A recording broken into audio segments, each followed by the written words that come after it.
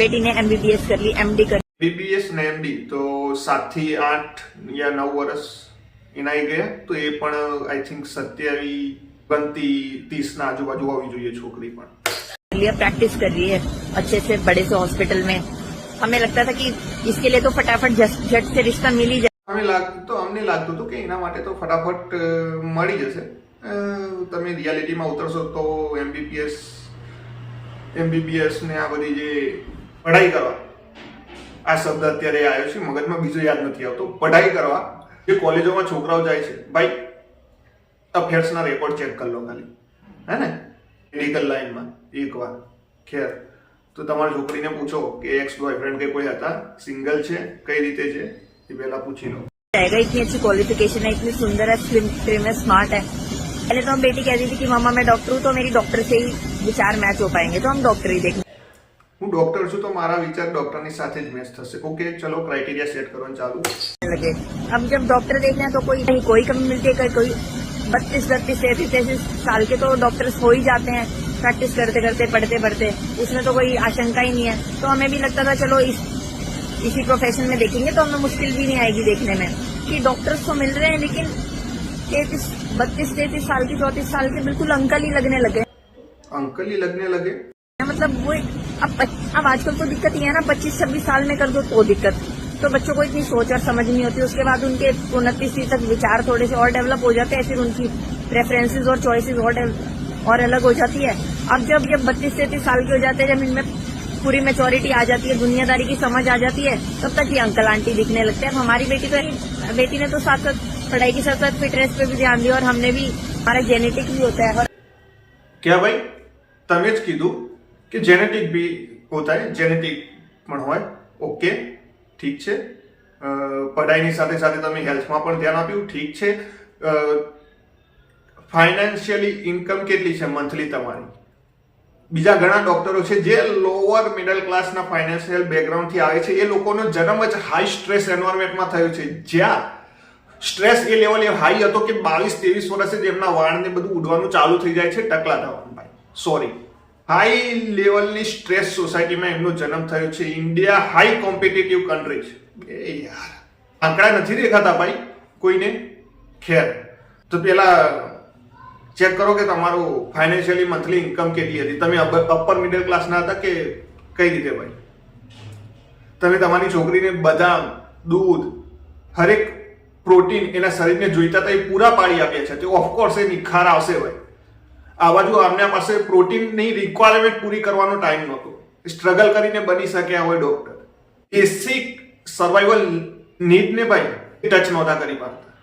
ઘણાના પેટ નીકળે ભાઈ, આ લોકો સ્ટ્રગલ કરતા આવે છે, ઘણાને હેલ્થ ઉપર ધ્યાન આપવાનો સમય નથી હોતો, કેવું પડે છે વારે ઘડીએ, મોટા ભાઈ 10 મિનિટ તો ખાલી 2-5 પુશઅપ્સ થી ચાલુ કરો મોટા ભાઈ પ્લીઝ, કેવું પડે છે એમને, કેવું પડે 10 મિનિટ ટાઈમ કાઢ નાખ ભાઈ ગમે ત્યાંથી। એટલો તો લોડ ખેંચીને ચાલતા હોય છે આ છોકરાઓ।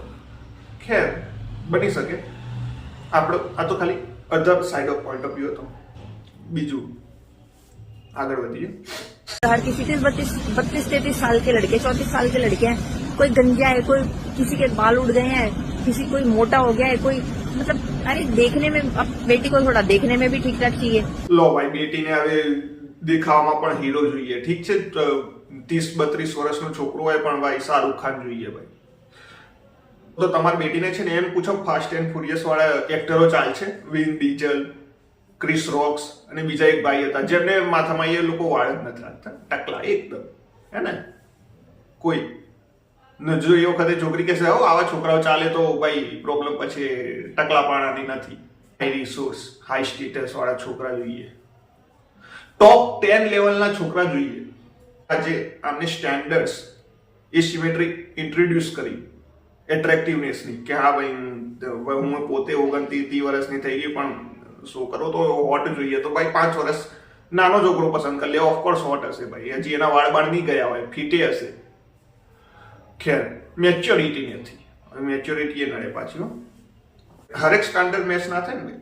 હવે ચલો 30-32 માં જે છોકરાઓ ઓલરેડી મિલિયનર્સ છે, હોટ દેખાય છે છોકરાઓ, તો તમને શું લાગે છે એ છોકરાઓ પાસે કેટલી છોકરીઓની એક્સેસિબિલિટી હશે ઓછી ઉંમરની અને વધારે સુંદર તમારી છોકરી કરતા પણ 100 બીજી છોકરીઓની એક્સેસિબિલિટી હશે તો શું એ છોકરાઓ તમારી છોકરીને પસંદ કરશે? કેમ કે તમે ટોપ 10 લેવલના જે છોકરાઓ છે, ટોપ 10% જે આવે છે એની સાથે ડાયરેક્ટ કોન્ટેક્ટ બેસવાની કોશિશ કરો છો, જે સુંદરતામાં હાઈ છે છોકરાઓ, જેમની પાસે ભાઈ કરોડો રૂપિયા છે, ભલે ડોક્ટરે નહીં હોય અને હોઈ શકે કબીર સિંહ નીકળી, સોરી, चलो आगे જોઈએ।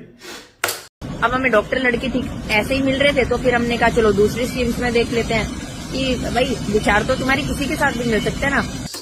જો પેલા આગળ છે ને હું ડોક્ટર હતી એટલે મારે ડોક્ટર જ છોકરો જોઈએ, પણ એટ્રેક્ટિવનેસના માર્કર્સ મેચ ના થયા તો હવે ફિલ્ડ ચેન્જ થઈ છે કે હવે હા યાર વિચાર તો મેચ થઈ શકે ને, ફિલ્ડ ચેન્જ કરીએ, એટ્રેક્ટિવ છોકરો થોડો દેખાવડો જોઈએ।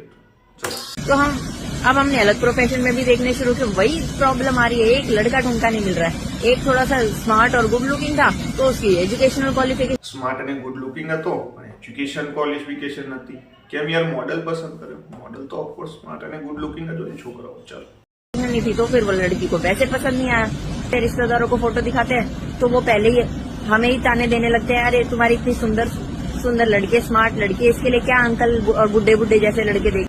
સેમ વિથ અમીર અને સુંદર છોકરાઓ કે યાર તારી પાસે તો આવડી સુંદર સુંદર છોકરીઓના ફોટા આવે છે, તું શું યાર આવી છોકરીને પસંદ કરે છે? યાર છોડા, ડોક્ટર ચાલ બીજી પસંદ કરી લેજે, આ તો 30 વર્ષની થઈ ગઈ ડોક્ટર છે, ભલે સુંદર હોય તું 25 વર્ષની પકડ, આટલા કરોડો રૂપિયા છે, આટલો મોટો છે ને આટલો સુંદર દેખાય છે, તારી ઉંમરે નથી દેખાતી, 30 નો થઈ 23 નો જ દેખાય છે। रिश्तेदारों तो भाई બંને બાજુ બોલશે ને યાર। अब हम क्या करें, हमारे हाथ में थोड़ी है, हमारे हाथ में तो बस देखना और बात करना है। अब मैंने तो यही समझा है बेटा थोड़ा बहुत कॉम्प्रोमाइज कर लियो कहीं।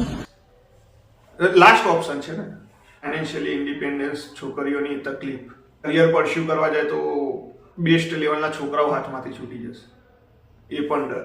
ખેર એ બિલકુલ ભાઈ, તો આનું સોલ્યુશન શું હોય, આ વિશે ડિસ્કસ કરવું હોય તો કોમેન્ટ કરો, ઠીક છે? સોલ્યુશન ઉપર પણ વિડીયો બનાવીશું, અત્યારે પ્રોબ્લેમ ઉપર વાત થઈ છે, થોડી એનાલિસિસ હે ને। ઓકે।